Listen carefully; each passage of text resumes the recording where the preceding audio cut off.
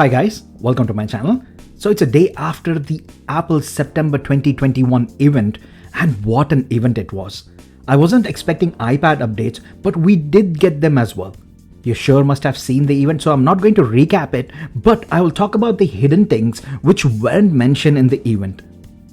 You sure can find them if you dig around a bit, but I have done the digging around for you so you can just sit back, relax, and enjoy the show.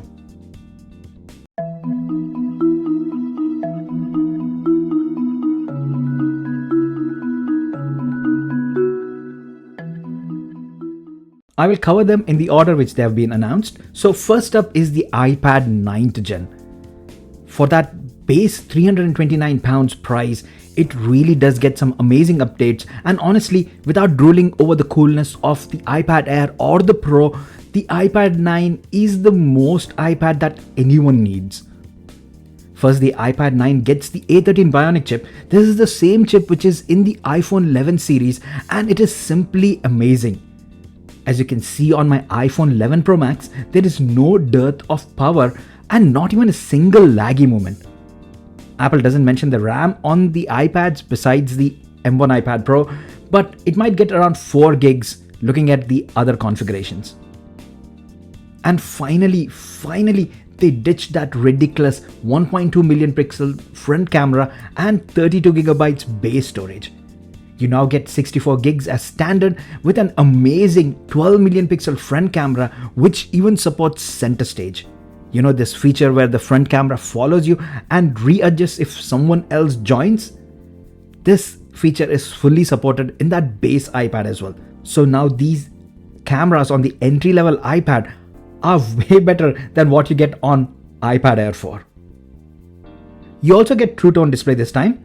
But there are still certain things which are missing on this entry budget iPad. First, it is the laminated anti-reflective display and then the stereo speakers. Guess it's more expensive to produce laminated displays, but get the black color and this conceals that gap in the display better than the white one. And talking about colors, the gold one is gone now. Next is iPad mini. That long rumored one finally got released. We've been seeing leaks on this forever. And this looks exactly like a mini iPad Air 4. Few things I've noticed on this one. First, the volume buttons are on the top.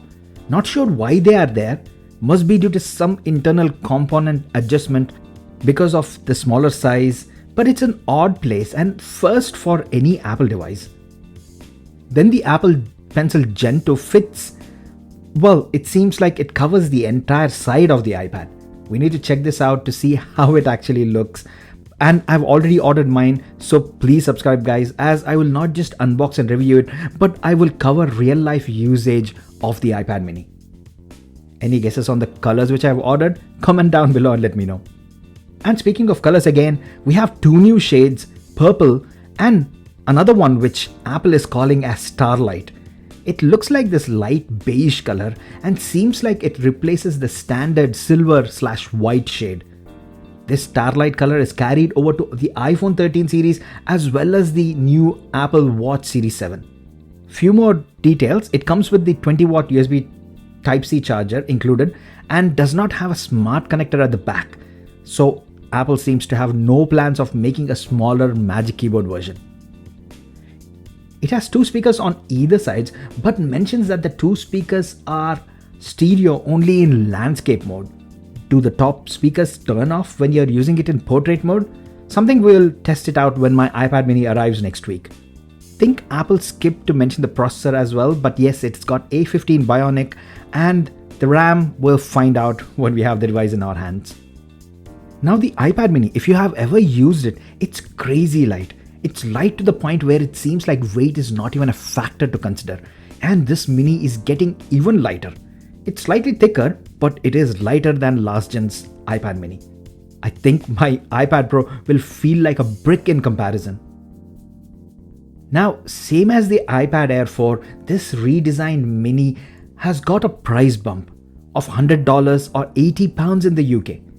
So something you need to consider if you're shelling out so much money on an iPad mini. Next up, Apple Watch Series 7.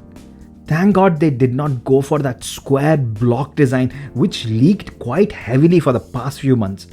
I mean, watches are different to your phones and iPads, right? You need curves on them. Apple instead shrunk the bezels quite a lot, kept the curves, and made the display super big.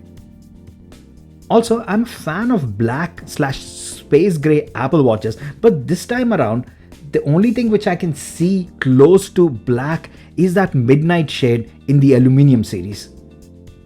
Not sure if this has some bluish tint to it, but again, I don't know why Apple pulled off the standard aluminum colors silver and space gray.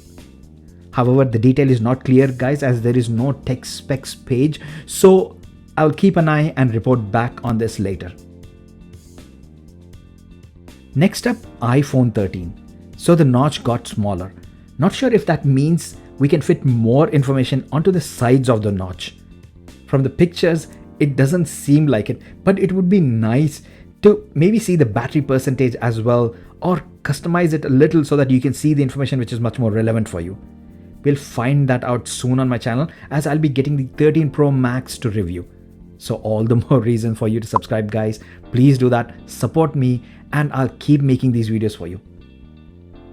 The entire iPhone 13 series also got a bit heavier. Now iPhones are the heaviest phones out there, and we get a weight increase now across all the iPhone 13 models. Think it might be due to that bigger battery.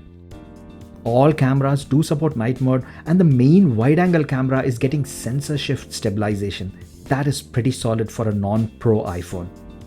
Next, on to the Pro series. Unlike last time, we are getting the same cameras on both the sizes. The Pro and the Pro Max are going to get identical camera setup. And these cameras are way much better than the standard 13 series, including the optical zoom, which is 6 times instead of 2 on the 13 series. And then the ProMotion feature, it's amazing. We finally get it. So the refresh rate adjusts anywhere between 10 Hz to 120 Hz depending on what you're doing. Another thing to note is that the entire iPhone 13 series gets the A15 Bionic chip, but the Pro series gets 5-core GPU and the standard 13 only gets 4-core GPU. Now, ProRes video recording is supported on the iPhone Pro series. ProRes is this lossy video compression format developed by Apple, which is used in HD broadcasts, Blu-rays, and streaming. But there is a catch this time. Only storage models 256GB and above support the full 4K 30fps ProRes video recording. The base 128 model is capped at just 1080p 30fps instead. Don't think this will affect most of us besides those top tech YouTubers, but this is something to consider. Battery life is increased across the entire iPhone 13 series, even on the Pros with that 120Hz ProMotion screen. So that is simply amazing, and I can't wait to test it out. So that's all there is which I could find. If there are any other hidden bits which I missed, please do let me know in the comment section down below. And if you like this video, guys, hit that thumbs up button, and whilst you're there, the subscribe button is just a few pixels away. Please subscribe, support my channel, and I'll continue making these videos for you. So that's all for now.